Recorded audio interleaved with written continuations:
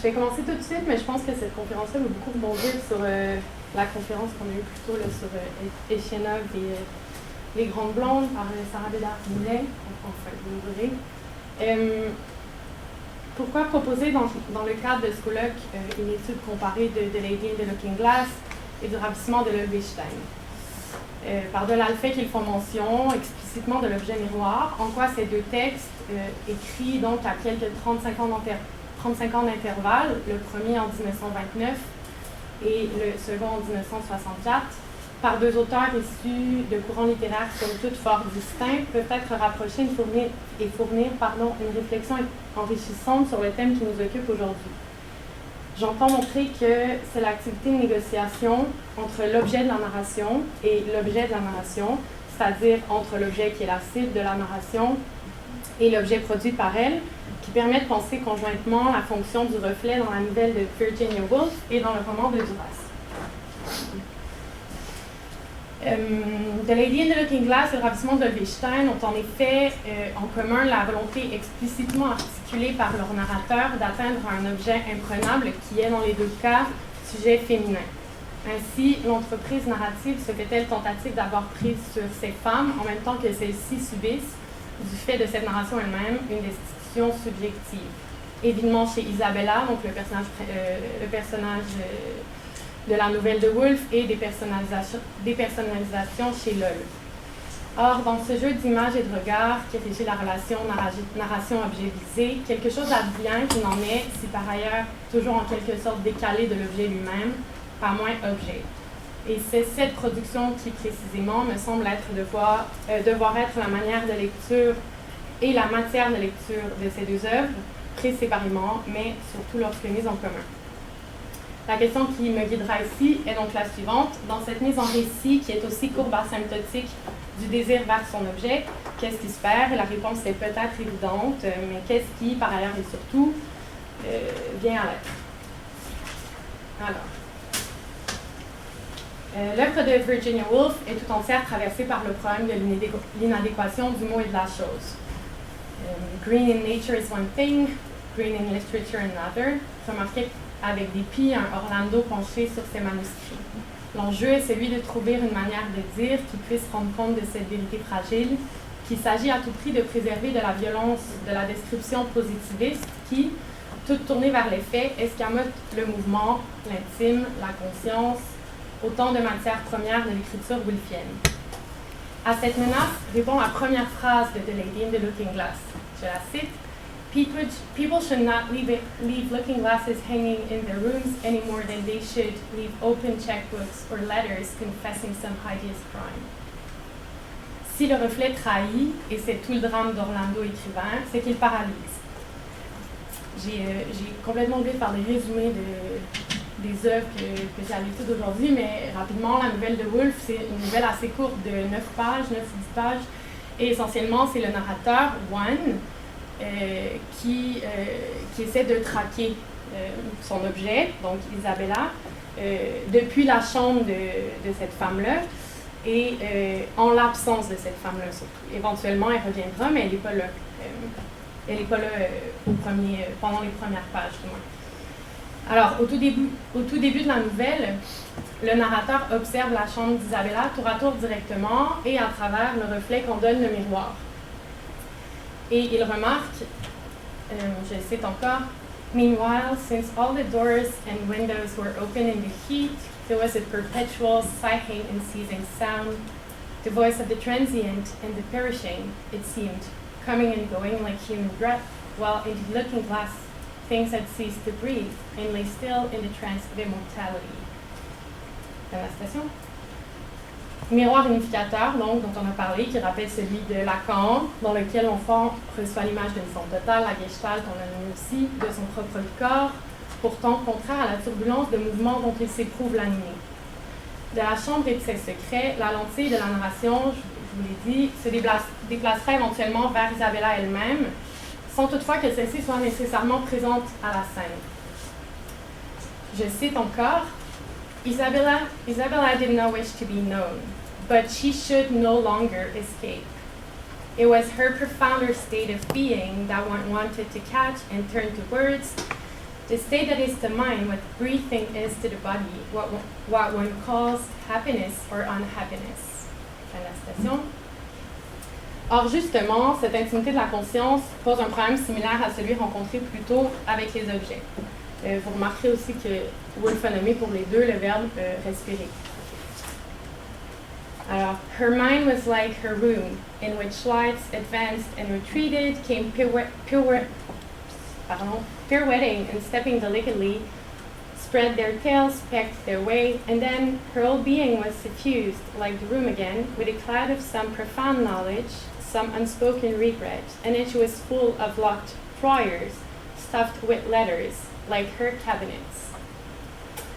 Devant l'imposture portraitiste, et on sait le mépris d'ailleurs que Woolf avait pour les biographies, les biographies victoriennes et surtout les biographes victoriens, devant cette imposture, donc, le narrateur conviendra qu'il faut avoir recours à l'imagination. Il suffit de se mettre dans ses souliers, nous dit-il, et là c'est la traduction littérale de l'expression anglaise, mais qui serait on va se mettre à sa place en français. Et donc il poursuit dans une espèce de lancée, et là il parle de ses souliers qui sont très étroits et à la mode, ils sont faits du plus doux et du plus souple cuir, ce sont ceux dans lesquels elle se tient probablement dans le jardin plus bas, un ciseau à la main, s'apprêtant à couper une fleur morte ou quelques branches envahissantes, et puis là il y a le soleil qui éclaire son visage, puis qui lui donne une expression, et là éventuellement l'impossibilité fait retour, quelle expression, qu'est-ce qu'elle trahit, quelle pensée derrière elle, et donc malgré ces tentatives-là, ces entrées de l'imagination dans le portrait, d'un bout à l'autre de la nouvelle, le langage se heurte au secret de la conscience intime, dont le reflet du miroir, tout autant que les faits d'ailleurs, est incapable de fournir la trace. Je vais y revenir plus tard, mais je vais d'abord explorer avec vous un petit peu les enjeux narratifs autrement complexes du ravissement d'Ölwestein.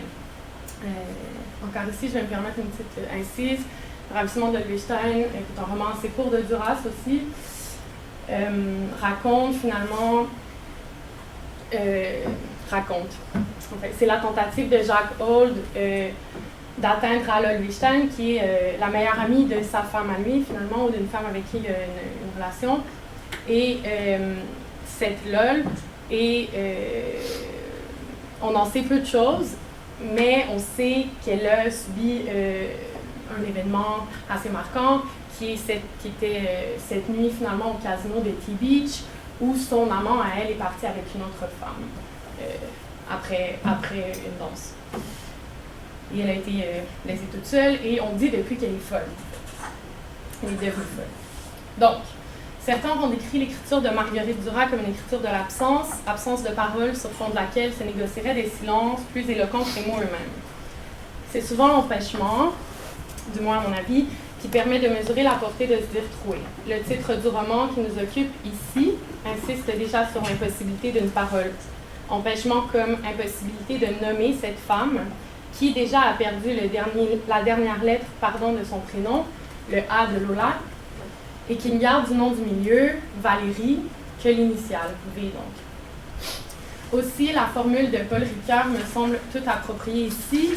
Il écrit dans le parcours de la reconnaissance, à la limite, et là la limite c'est ce moment où l'identité devient profondément troublée, profondément brouillée, indéchiffrable. À la limite donc, le non identifiable devient l'innommable dans la perte du nom propre, réduit à une initiale. Et donc, dès les premières pages, on est à cette limite avec Duras, puisqu'elle marque l'impossibilité de dire LOL par un recours au fragment. Comme le souligne Laurence Bougaud dans l'article intitulé du ravissement de l'Ölwestein, reflet d'un roman anti-narratif, le lacunaire s'inscrit comme premier principe de structuration textuelle du roman. Alors, je vous cite ce petit bout coupé du début du roman. L'Ölwestein est née ici, à Estala, et elle y a vécu une grande partie de sa jeunesse. Son père était professeur à l'université.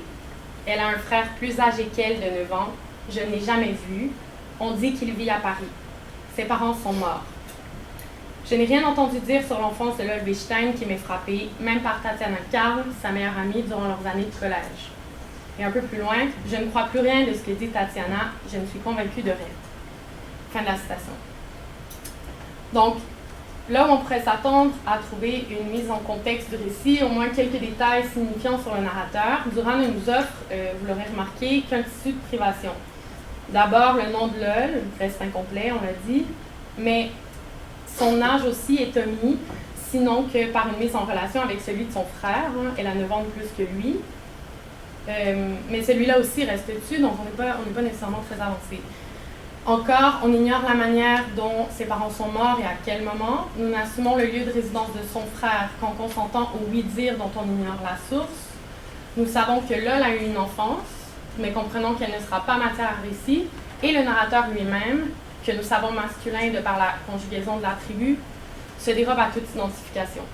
Puis est né, dira-t-on, qui sert une fonction bien précise, c'est de faire par cet incipit incomplet de l'impossibilité d'atteindre à l'objet du discours la prémisse du roman.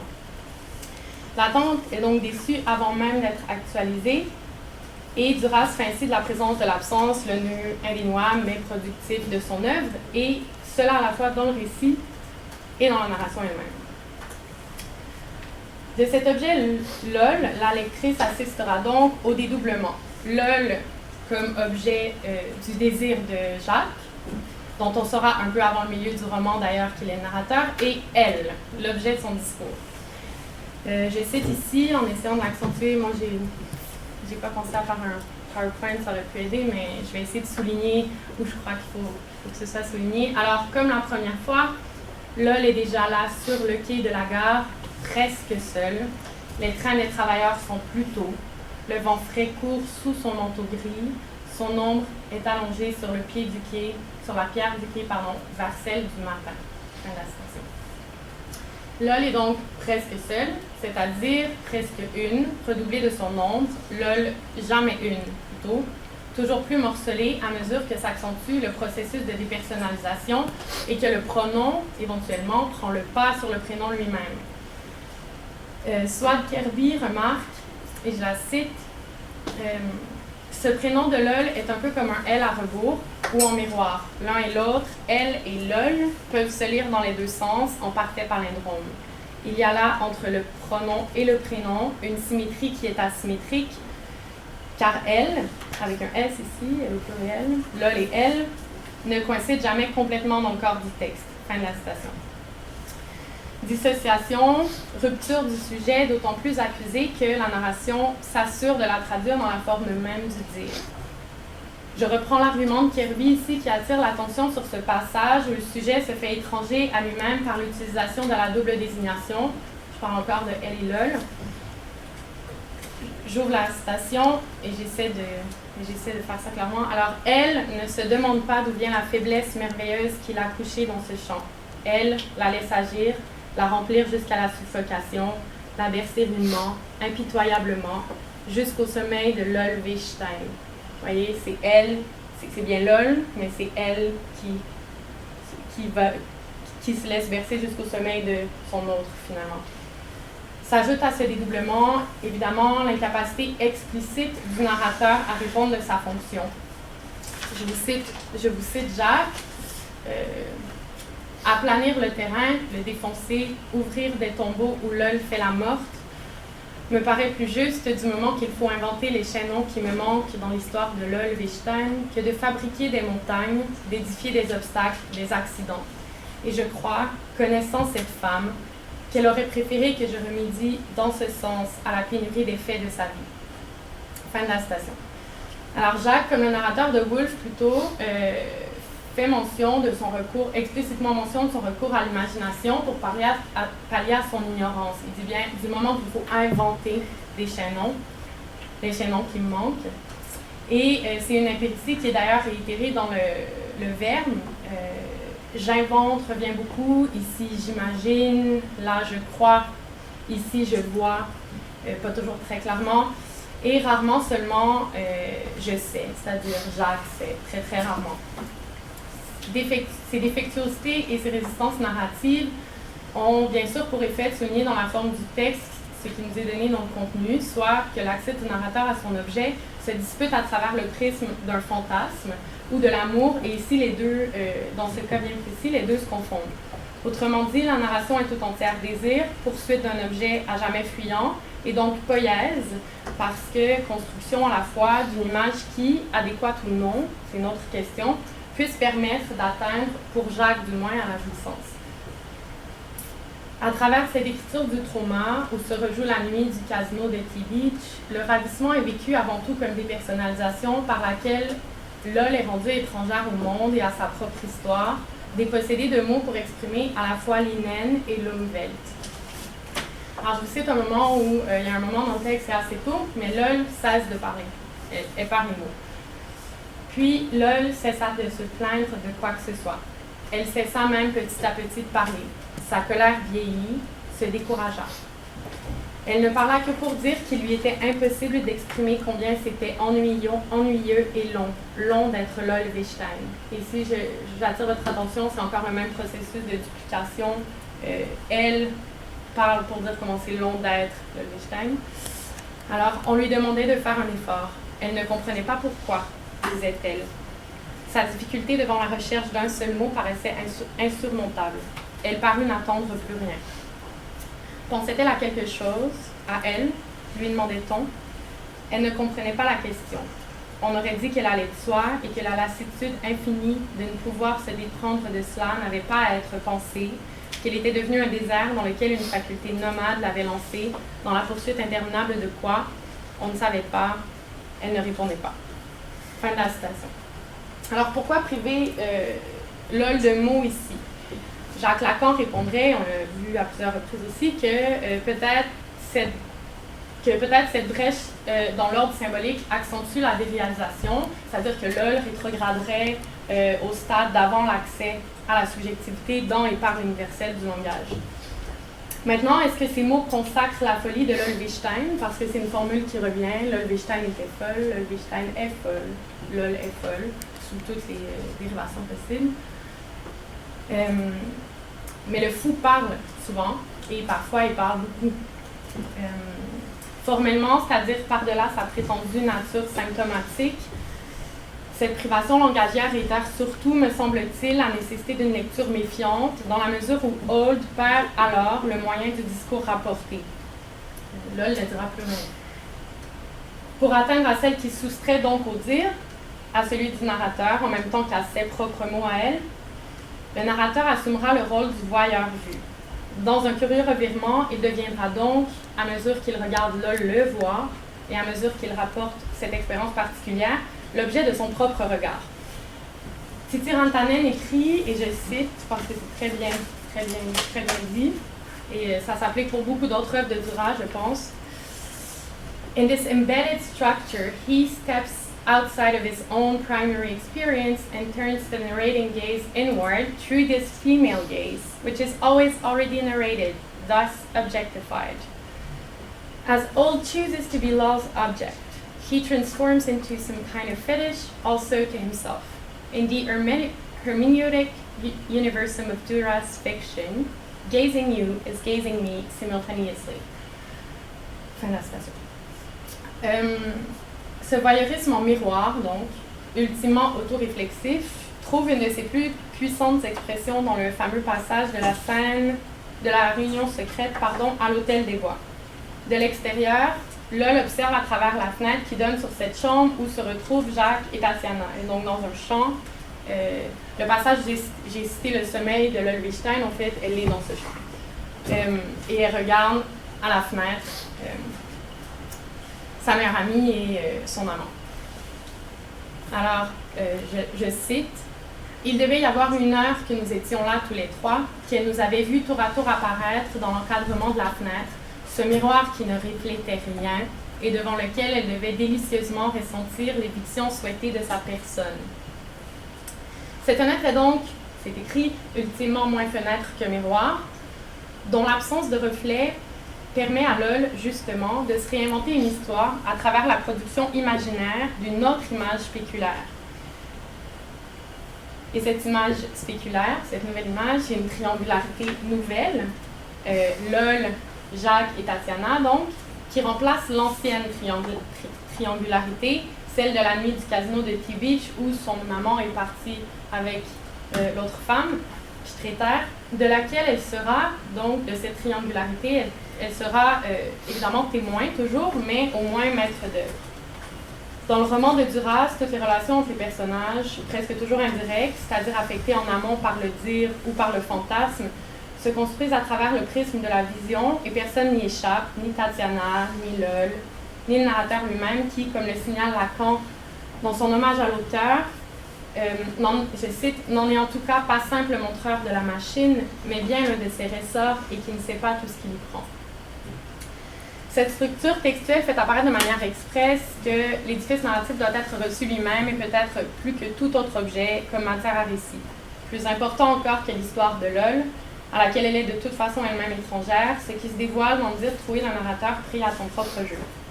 Dans le cas de The Lady in the Looking Glass, tout l'édifice narratif tombe au moment où Isabella Tyson entre dans la pièce et se pose devant le miroir. Parce qu'éventuellement, elle revient du jardin.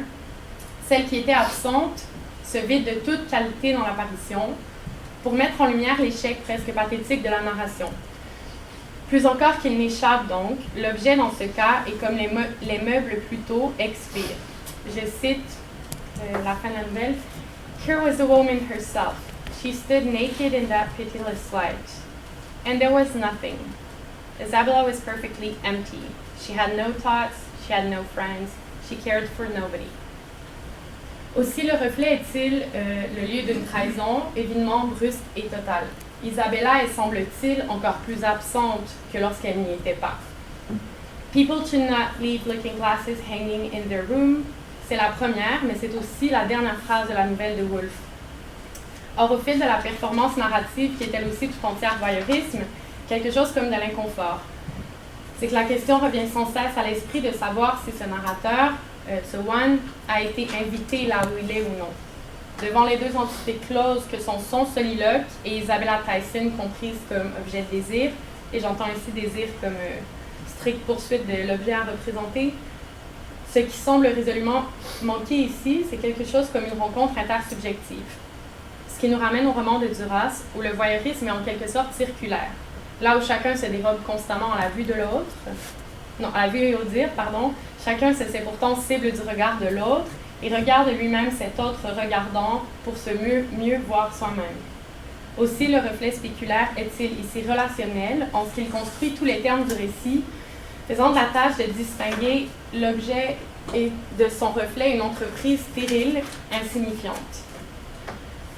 On aurait évidemment bien mal lu le ravissement d'Olvestein et The Lady in the Looking Glass si l'on consent à la phrase de leur narration. Lol est folle, nous dit-on. Nous suffira-t-il de l'entendre répéter? Le ravissement de Olvestein ne raconte pas l'histoire de Lol. Il met en forme et construit les éléments d'une rencontre par laquelle Lol aura été ensevelie en même temps qu'elle est mise au monde. S'il y a folie dans le roman de Duras, c'est moins celle de Lol que celle de son double, cette elle qui n'est pas matière à récit, mais matière du texte lui-même.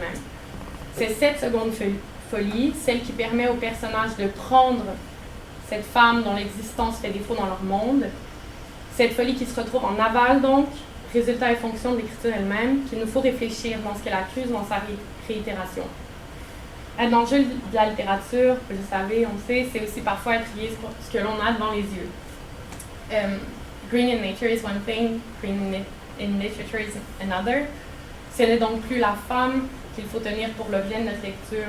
Et en tout cas, c'est ce que Duras me semble souligner très souvent, et c'est en cela que je peux la considérer comme une alliée. Ce n'est donc pas la femme qu'il faut tenir pour l'objet de notre lecture, mais la violence de sa capture. Jacques Lacan écrit, à la toute fin de son hommage, « N'est-ce pas assez pour que nous reconnaissions ce qui est arrivé à Lol et qui révèle ce qu'il en est de l'amour, soit de cette image de soi dont l'autre vous revêt et qui vous habille et qui vous laisse quand vous en êtes dérobé, quoi être sous. » Fin de la citation. Ce qui doit donc attirer notre regard, c'est ce jeu du vêtir-de-vêtir qui affecte et entraîne les personnages et produit des poupées, en quelque sorte. Ici, une Isabella vidée, là, une Lol muette. Qui habille qui dépouille qui? On ne saurait répondre à l'éternelle question de savoir qui est cette fameuse Lol Wittstein. Sous elle, tout en dessous, il y avait bien Lola, mais celle-là a disparu déjà, trahie avec le premier mot de Jacques sous la plume de Duras. Il en va de même pour Tyson, Isabella, dont le reflet n'a rien su concéder.